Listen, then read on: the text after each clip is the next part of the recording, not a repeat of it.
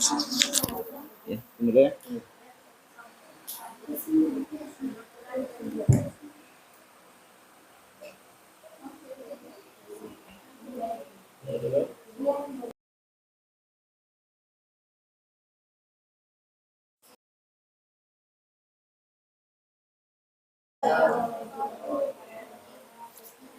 A'udzu billahi minasy syaithanir rajim. Bismillahirrahmanirrahim. Kafha ya 'ain shad. Zikru rahmati rabbika 'abdahu Zakaria iznada rabbahu nidaan khafiyya qala rabbi inni wahanal 'azmu minni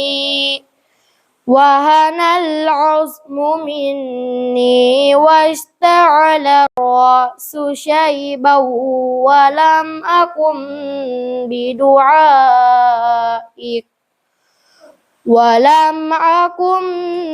bidu'aika rabbi syaqiyya wa inni khiftul mawaliya min warai wa kanat imroati aqiran fahabali min ladunka waliya yarisuni wa yarisu min ali Yaquba waj'alhu rabbi radiyya ya Zakaria inna nubashiruka bigulamin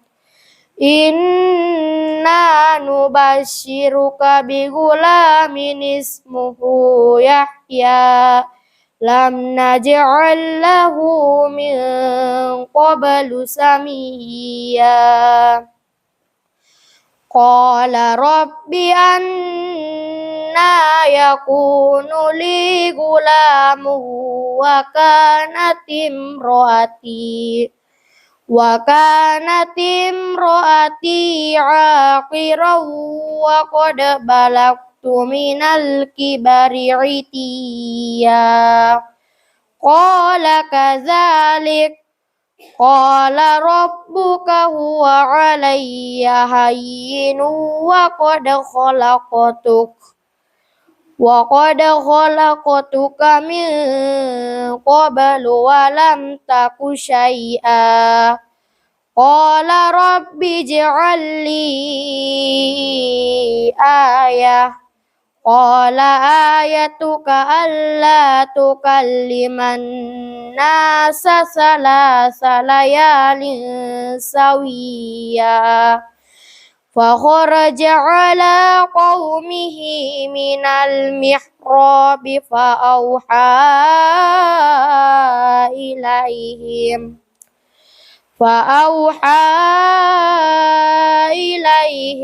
an sabbihu bukratan wa ashiya sadaqallahul azim. Assalamualaikum warahmatullahi wabarakatuh.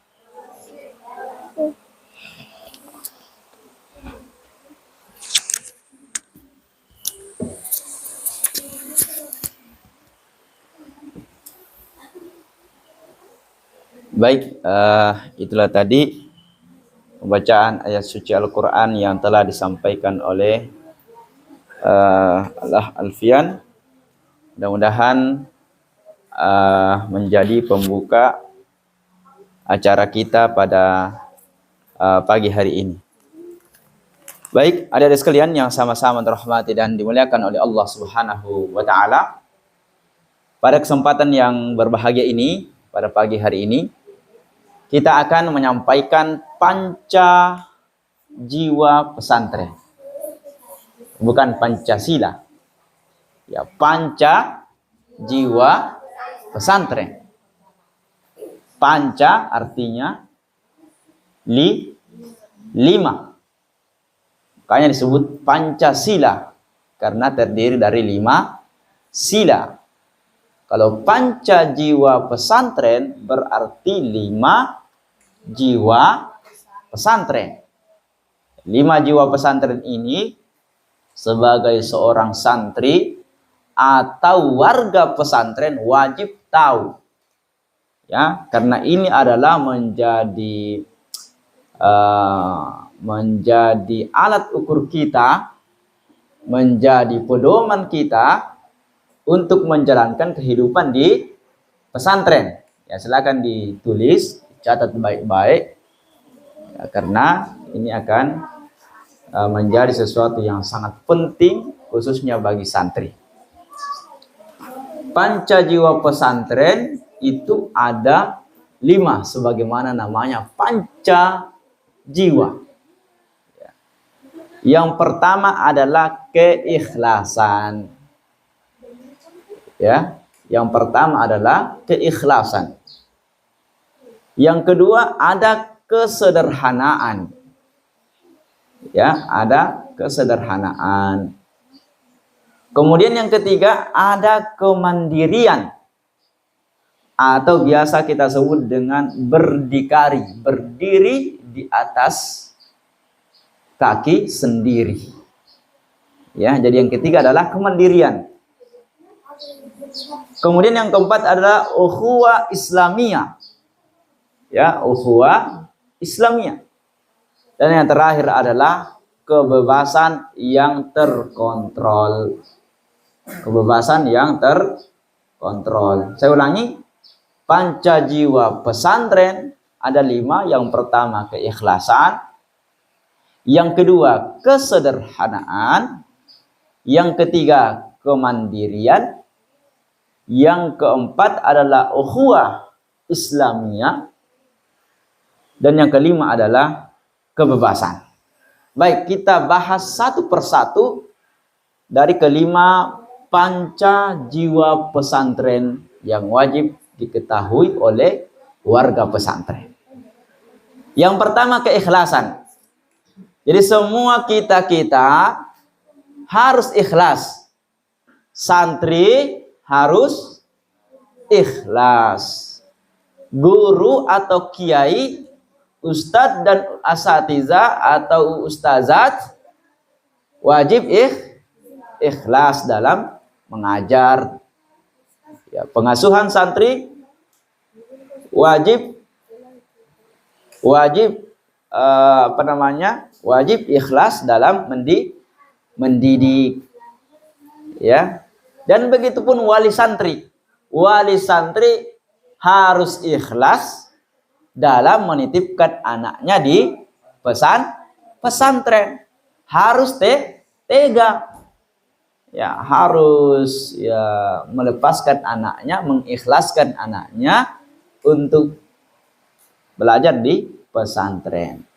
Makanya ketika wawancara masuk di pesantren ini, kita sampaikan kepada wali santri dalam proses wawancara itu bahwa kita di sini di pesantren Al-Balagh Ar-Rahlai ini harus ikhlas. Makanya kita di sini tidak membayar. Ya, tidak ada pembayaran per bulan. Tetapi kita juga sampaikan tidak gratis juga. Ya, tidak membayar tapi tidak gratis. Kenapa demikian? Kalau kita katakan bahwa pesantren kita membayar, biasanya banyak keluhan-keluhan dari wali santri. Ya, banyak keluhan dari wali santri yang biasanya mengarah kepada sesuatu yang tidak ikhlas. Contohnya, ini pesantren ini kita sudah membayar banyak-banyak, kok makanannya masih seperti ini, kok pelayanannya masih seperti ini, ya, sehingga menimbulkan rasa ketidakikhlasan dalam diri wali santri. Atau ada santri yang mengatakan bahwa kita sudah bayar sekian juta, sekian ratus ribu, tapi kerupuk terus, atau itu terus. Ya, tidak ada fasilitas kipas anginnya, ya, lampunya masih begini, tidak ber-AC, ya, sehingga tidak ada rasa keikhlasan. Sehingga kita butuhkan keikhlasan. Kemudian kita juga tidak mengatakan bahwa pesantren, kenapa kita tidak gratiskan saja? Ya, kalau kita katakan pesantren gratis, maka biasanya dari pembinanya yang tidak ikhlas, gurunya tidak ikhlas. Kan biasa kalau dalam dunia pesantren ada saja keluhannya wali santri, sebagaimana yang kita sampaikan tadi. Terkadang ada wali santri mengatakan bahwa sudah dibayar kok masih seperti ini, ya. Atau makanya pembina biasanya mengatakan kalau pesantren gratis, ya, biasanya mereka mengatakan bahwa ini ibu sudah gratis anaknya, tidak ada pembayaran, banyak saja ngomongnya, ya, ngomel-ngomel, banyak saja keluhannya. Dan dalam dunia pesantren memang seperti itu, sehingga muncul rasa tidak ikhlasnya para pembina. Makanya kita di pesantren Al-Balagh Ar-Rahllah ini kita ambil jalan tengahnya supaya panca jiwa pesantren yang pertama ini, keikhlasan itu dapat. Tidak membayar, tidak dibebani wali santri, kemudian tidak gratis juga. Artinya kita semua butuh keikhlasan. Orang tua kita tidak bebani pembayarannya, tetapi kalau ada di rumah yang mungkin bisa dibawa kayak beras, ya, atau sayur, ya, dan seterusnya, bawa, kita makan, tetapi kita tidak bebani, kita tidak paksa bahwa harus sekian, sesuai dengan keikhlasan.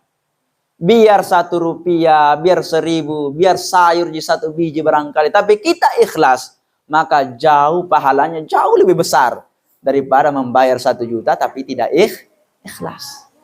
Makanya kalau dalam dunia pesantren terkadang kita mengajar santri itu sudah sampai 10 kali diulang-ulangi oleh gurunya, oleh ustadznya, oleh ustazanya, tapi belum masuk-masuk.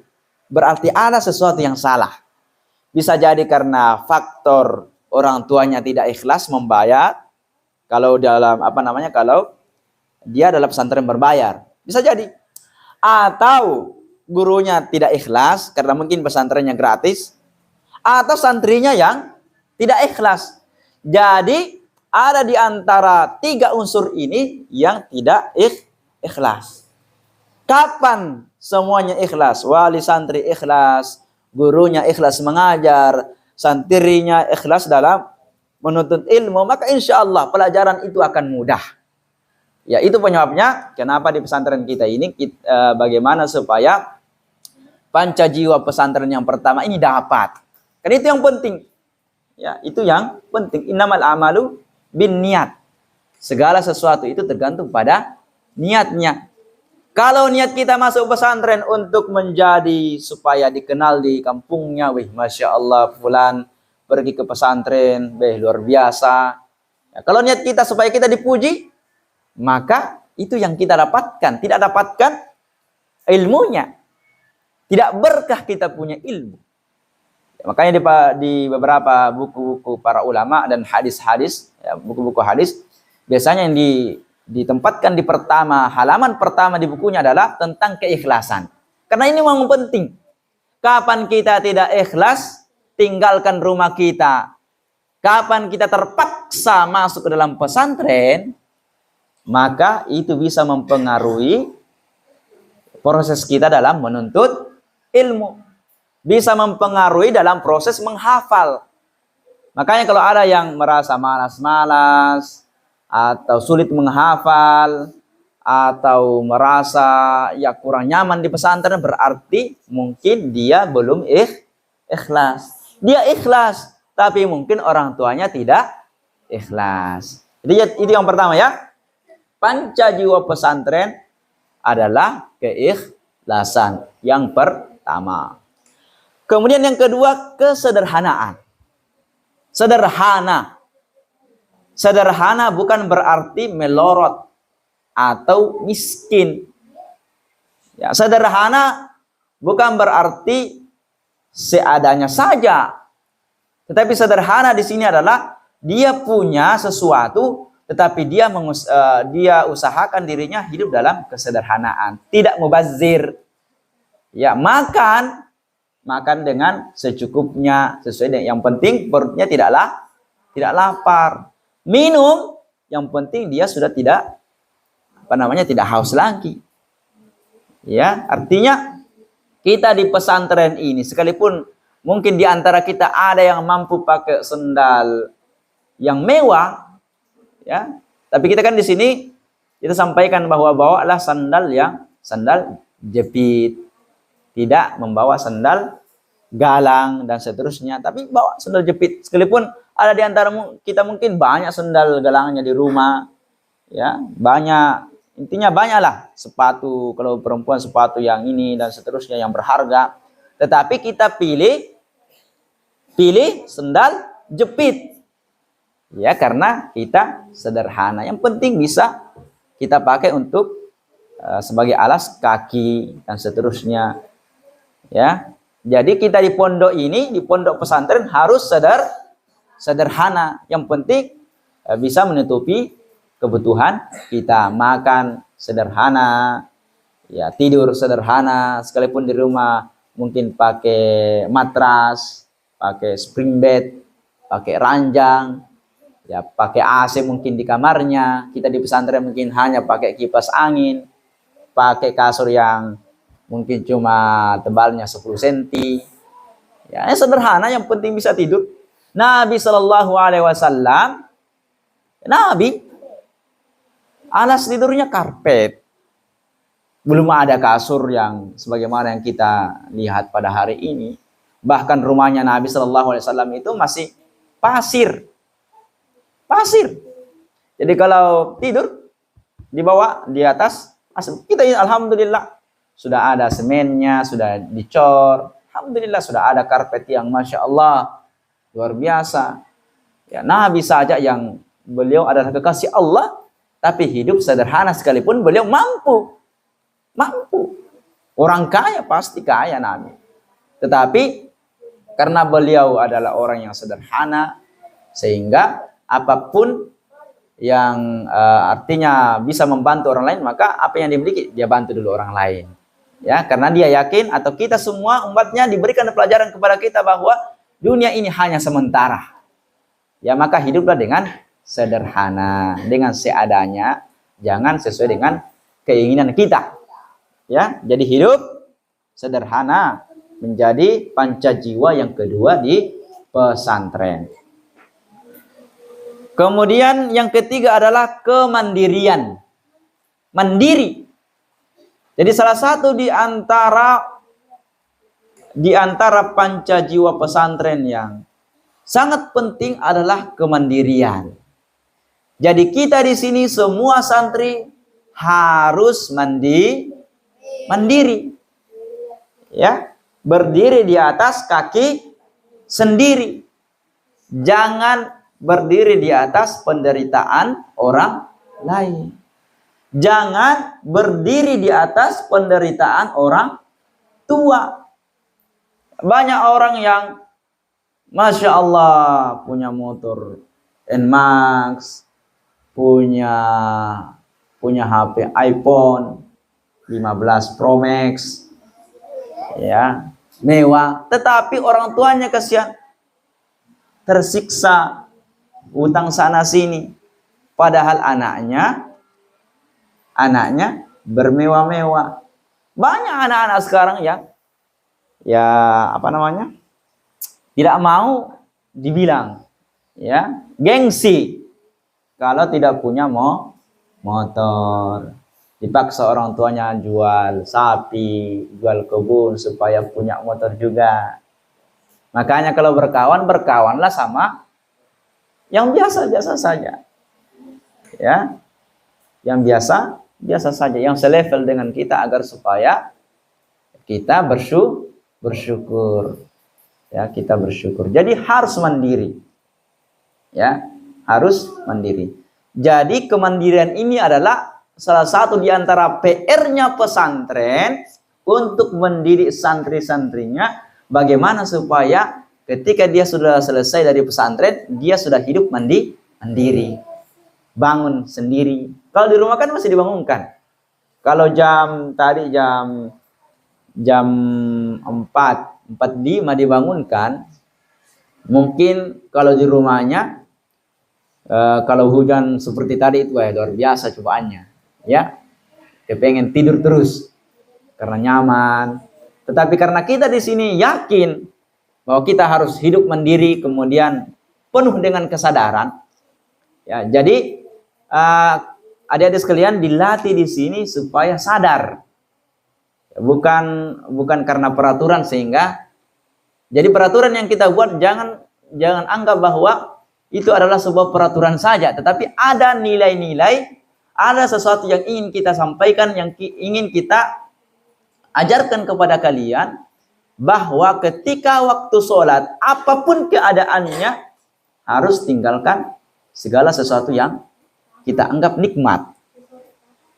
Ya, jadi adik-adik sekalian kalau sudah pulang ke rumah, ya tiba-tiba main HP, tapi ada panggilan sholat, tinggalkan. Karena sudah terbiasa di pesantren. Jadi peraturan-peraturan yang dibuat oleh pengurus nanti, jadikan itu sebagai kesadaran. Laksanakan itu sebagai bentuk kebaikan untuk diri kita. Dibangunkan untuk sholat. Yang dapat pahala siapa? Kalian yang dibangunkan.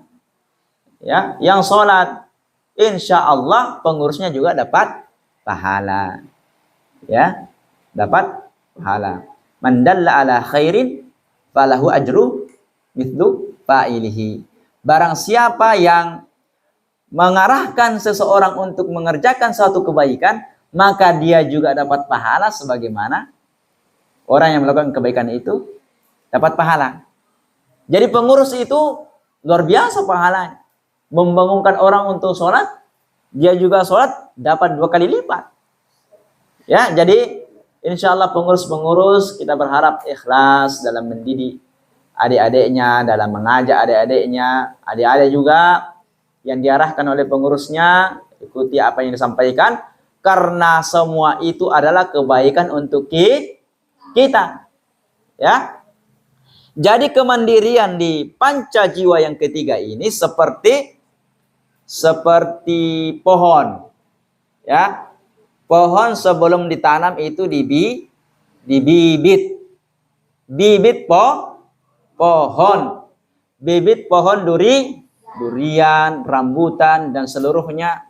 Jadi antum seperti kalian sebelum masuk di pesantren ini, kan ada ujian masuk. Ya, akan diseleksi bibit-bibit.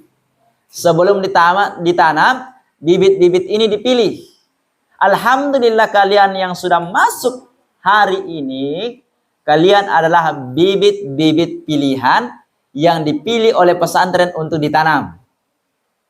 Ya, pas masuk artinya sudah ditanam ceritanya. Bibit pohon ini sudah ditanam. Ketika sudah masuk, sudah ditanam, maka pembina atau pengurus harus berlemah lembut kepada pohon yang baru ditanam tadi. Pemilik pohon harus siram dengan sedikit-sedikit. Jangan sampai langsung diberikan semua. Dikasih 1 ember air, pasti mati. Artinya bahwa adik-adik ini, kalian santri baru itu butuh proses pendidikan yang panjang, sedikit-sedikit, disiram sedikit-sedikit. Seperti tanaman tadi yang baru ditanam, kalau disiram langsung 1 ember air, maka bisa jadi dia akan mati. Makanya dalam dunia pesantren itu tidak boleh ada kekerasan. Tidak boleh ada kekerasan. Kapan dalam dunia pesantren ada kekerasan, ya, maka kemandirian tadi itu tidak akan dapat. Kalaupun dia taat semua peraturan-peraturan dalam dunia pesantren, tapi dengan kekerasan, kalau dia selesai, dia akan keluar seperti keluar dari penjara. Makanya banyak alumni pesantren ketika ditanya, kenapa tidak lanjut di perguruan tinggi agama lagi? Alasannya, saya sudah bosan di pesantren. Saya sudah siang malam saya belajar agama. Berarti proses pendidikan dalam dunia pesantrennya itu ada sesuatu yang salah. Sebagaimana yang saya sampaikan bahwa saya waktu kuliah di Stiba Makassar, saya lihat bahwa ternyata kebanyakan alumni pesantren itu mereka yang paling malas, masbuk, terlambat ke masjid. Kalau ada kajian, dia cari-cari alasan. Dan yang pertama duduk di depan ketika ada pengajian-pengajian, yang berada di soft-soft terdepan, dan yang paling rajin bertanya, yang paling aktif adalah alumni-alumni dari sekolah umum. Maka dari situlah saya mengambil kesimpulan bahwa ada sesuatu yang salah dalam kurikulum di dunia pesantren. Ya, salah satu di antara alasannya, mungkin dalam proses memberikan aturan itu dipaksa. Ya, dipaksa untuk melakukan aturan ini tanpa diberikan pendidikan bahwa aturan dibuat ini untuk membuat dia sadar bahwa memang sholat itu wajib. Bukan karena peraturan sehingga kita mengerjakan sholat. Bukan karena peraturan sehingga kita mengaji. Bukan peraturan sehingga kita belajar. Bukan peraturan sehingga kita murojaah, tapi itu adalah untuk diri kita sendiri. Jadi apapun peraturan-peraturan yang di sini, adik-adik sekalian, itu betul-betul diresapi. Ya, diresapi. Jangan sampai tertekan karena peraturan. Ya, banyak santri yang keluar dari pesantren pindah karena tidak tahan dengan peraturan-peraturan yang ada. Karena memang mungkin pengurusnya atau pihak pesantren tidak menyadari bahwa ternyata peraturan yang dia buat itu untuk peraturan saja, tapi tidak ada nilai-nilai pendidikan di dalamnya. Tidak dididik anak-anak bagaimana supaya sadar dalam mengerjakan aturan-aturan yang ada. Ya, seperti sholat, kenapa harus 15 menit sebelum sholat harus ke masjid, itu supaya bisa membaca Al-Quran. Membaca Al-Quran itu dapat pahala. Ya, dapat pahala. Dan membaca Al-Quran itu ada ketenangan di dalamnya. Ada ketenangan. Saking tenangnya membaca Al-Quran itu, baru 1 menit, 2 menit itu sudah ngantuk orang. Bahkan tempatnya membaca Al-Quran masjid, itu baru masuk sudah ngantuk. Karena memang ada ketenangan di dalamnya. Tapi kalau kita betul-betul ikhlas, maka ketenangan itu tidak akan menghasilkan rasa ngantuk. Makanya kalau ada orang yang mengaji, masuk dalam masjid, ngantuk, berarti ada sesuatu yang perlu diperbaharui niatnya mungkin. Ya. Makanya kalau ngantuk, pergi lagi berwudu. Karena itu adalah pengaruh-pengaruh setan. Maka dengan berwudu, insya Allah akan mengembalikan semangat kita. Kalau ada yang murojaah, menambah hafalan, lantas baru 1 menit, 2 menit mengantuk, maka supaya kembali semangatnya, pergi berwudu. Karena yang mengganggu kita, yang tidak senang kalau kita membaca Al-Quran adalah syaitan. Syaitan itu tercipta dari api. Api itu padam dengan air. Namun iblis atau syaitan itu mati, pergi jauh dari kita kalau kita sirami dengan air wudu. Jelas ya? Yang pertama tadi keikhlasan, kesederhanaan, kemandirian. Jadi kita semua setelah selesai dari sini, kita harapkan santri-santri kita tidak ada lagi yang membebani orang tua. Semuanya harus bisa mandiri, bisa cari uang sendiri. Karena ada nanti ilmu, kita akan sampaikan bagaimana menghasilkan uang sendiri. Ada di semester terakhir di kelas 3 SMA. Ya, entrepreneur yang mau jadi pengusaha, kita ajarkan. Kecuali yang memang ya, punya biaya, ya silahkan. Tapi yang tidak punya biaya, semuanya akan kita ajarkan supaya bisa mandiri. ya, supaya bisa bermanfaat untuk umat, bangsa dan negara. Kemudian yang keempat adalah ukhuwah Islamiyah. Apa itu ukhuwah Islamiyah? Ada yang tahu? Angkat tangan. Ukhuwah Islamiyah, ada yang tahu? Ukhuwah. Apa yang dimaksud dengan ukhuwah? Ukhuwah itu berasal dari kata bahasa, berasal dari bahasa Bugis, bahasa Arab.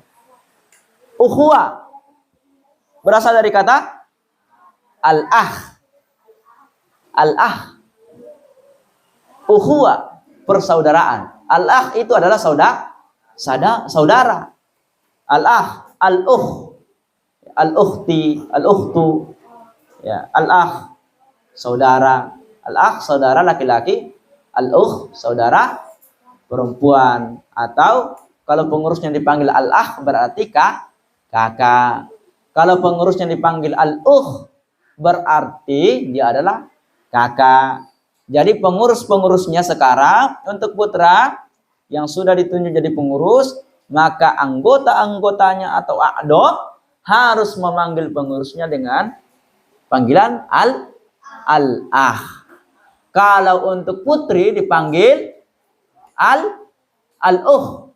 Jadi putri tidak ada lagi yang memanggil pengurusnya dengan panggilan nama, tetapi panggilan al-ukh. Al-ukh disambung dengan namanya. Seperti al-ukh fulana. Kalau ikhwannya atau santri putranya, maka pengurusnya dipanggil al-akh fulan. Jelas ya? Jadi ukhuwah Islamiyah itu adalah persaudaraan antara sesama muslim. Artinya bahwa kita semua yang sudah masuk di pesantren ini sudah serasa saudara. Ya, kita semua sudah bersaudara.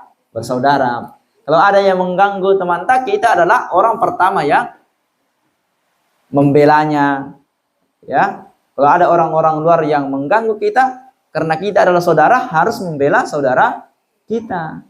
Kita lihat kalau dia butuh sesuatu, kasih. Kalau kita makan tahu, makan bakso, ada saudara kita yang tidak punya uang, belikan. Karena sudah menjadi saudara. Jadi apa yang kita miliki, bagi-bagi. Kalau ada kiriman dari orang tua, seperti apa? Idam. Tahu idam? Lauk pauk. Biasanya kalau saya dulu, kalau dari kampung saya, dari Tator, biasanya disuruh bawa ikan kecil. Ada itu yang sama tempe biasanya dibawa dalam toples. Ya, itu kalau kita datang langsung habis. Ada teman saya dulu di pesantren saya dari Riau. Ada lombok khasnya dari sana. Itu sangat pedas. Kalau datang itu semua, kalau bisa semua santri dikasih. Masya Allah. Artinya kita semua sudah menjadi saudara. Jadi apapun yang kita dapatkan dari orang tua itu sudah kita, kalau bisa kita bagikan kepada saudara-saudara kita yang lain. Makanya para orang tua di proses wawancara itu saya sampaikan bahwa kita di sini Bapak Ibu gratis, tetapi tidak membayar juga. Artinya apapun di rumah niatkan itu semua untuk anak-anak di sini. Kalau sayur 1 biji, niatkan semua supaya dapat banyak pahalanya. Tapi kalau kita bawa membayar, ya, contoh dikasih membayar, ya, kalau membayar berarti pahalanya hanya untuk 1 orang saja, ya, karena niatnya hanya untuk anaknya, pembayaran anaknya, sehingga pahalanya itu hanya untuk anaknya sendiri, dari anaknya dia untuk dirinya. Tapi kalau dia niatkan sekalipun itu 1 biji sayur seperti labu siam dan seterusnya, kalau itu dia niatkan untuk semua santri, maka pahalanya sangat luar biasa. Jadi semua anak-anak santri dan santriwati yang makan, maka pahalanya akan mengalir kepada dia. Kami sampaikan juga kepada wali santri bahwa kita di sini, ya, kita betul-betul kita niatkan supaya lembaga yang kita dirikan ini menjadi wakaf kita ketika kita meninggal dunia. Amal jariah kita ketika kita meninggal dunia.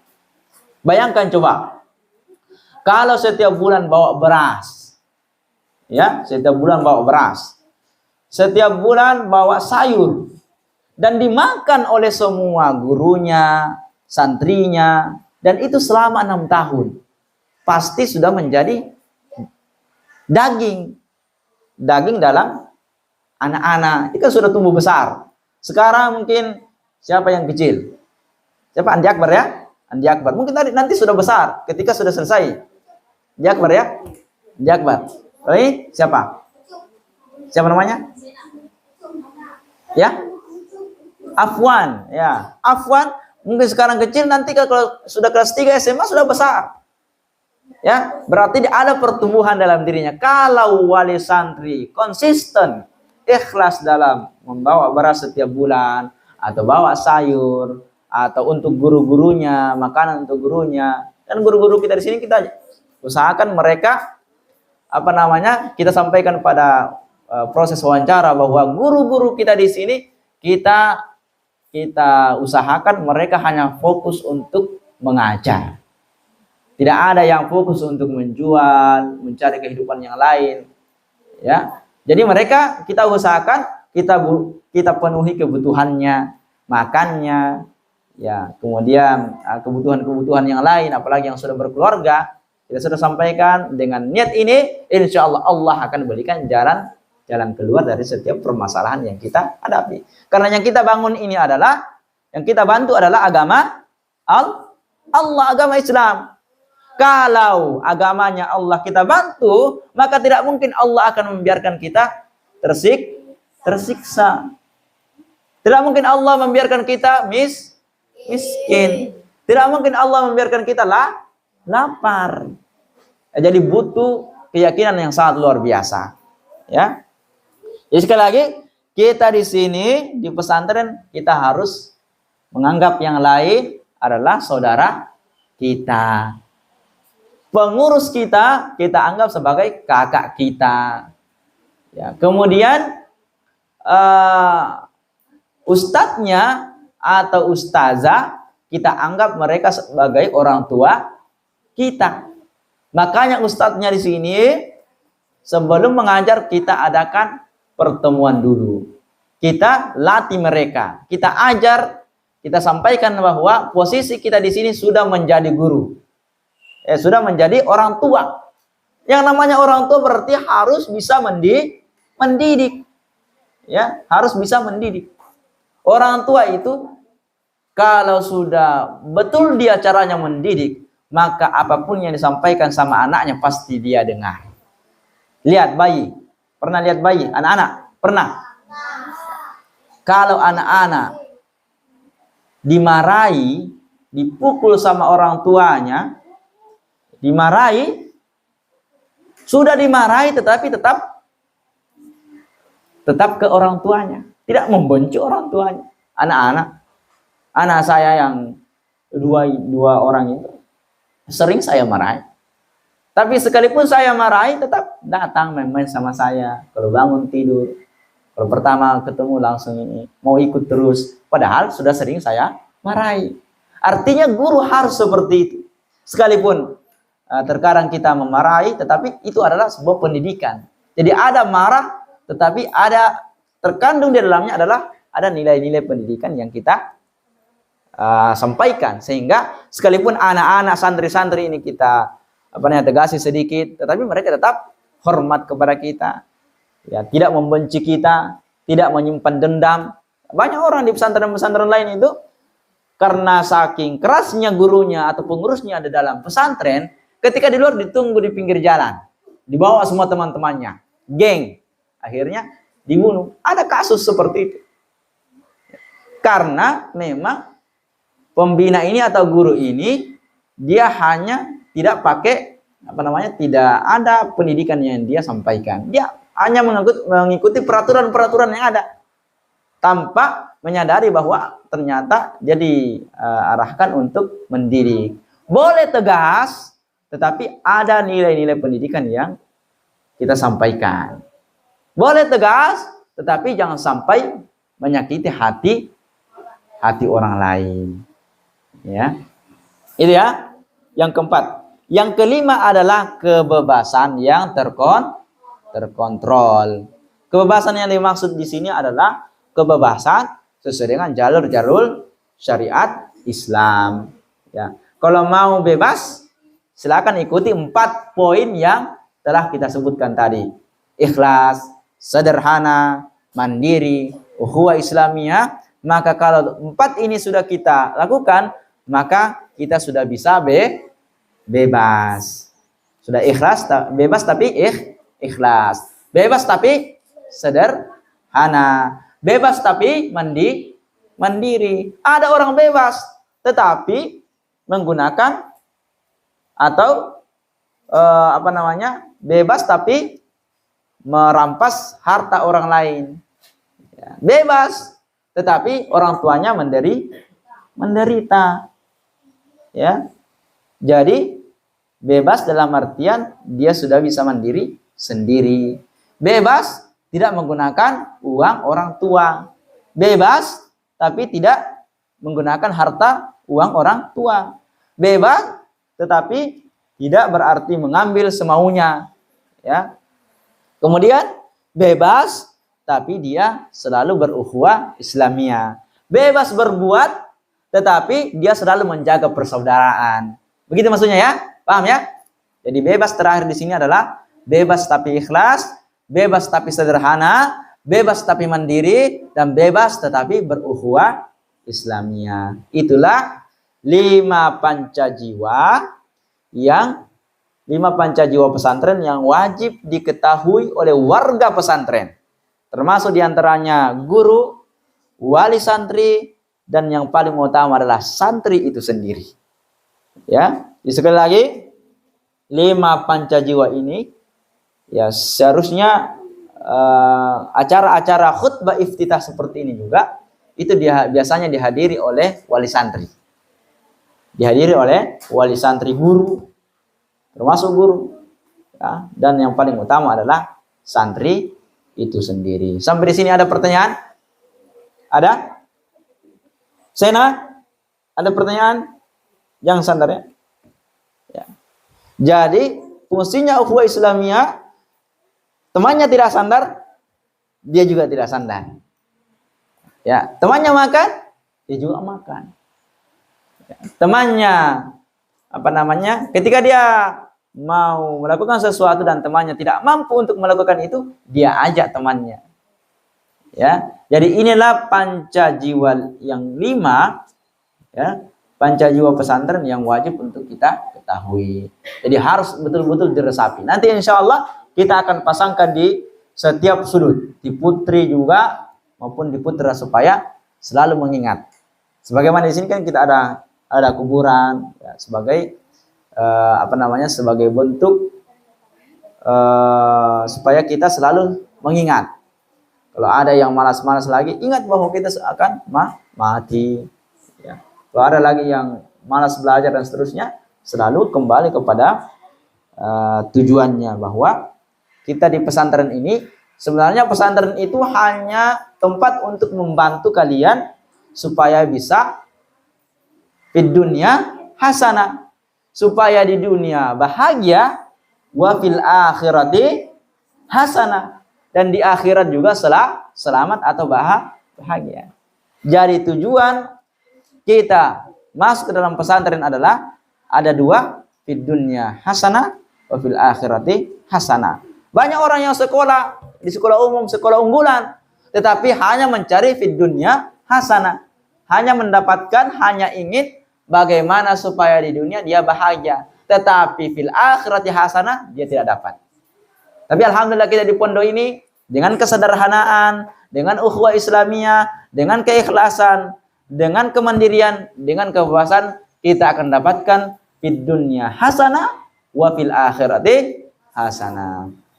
Saya kira cukup untuk materi terakhir di kesempatan kali ini. Kalau ada pertanyaan silahkan. Ada? Silahkan kalau ada. Kalau tidak ada kita istirahat dulu ya. Mungkin sebentar masih ada penyampaian yang penting, tetapi setelah istirahat. Ya, silakan pengurus dibagikan dibagikan konsumsinya, ada roti dan ada air minum. Pengurus silakan. Putri 2 ya. Ya. Kita akhiri dengan sama-sama baca doa kafaratul majelis. Subhanakallahumma bihamdik asyhadu an la ilaha illa anta astaghfiruka wa atubu ilaik. Wa akhiru da'wana alhamdulillahirabbil alamin. Summa assalamualaikum warahmatullahi wabarakatuh.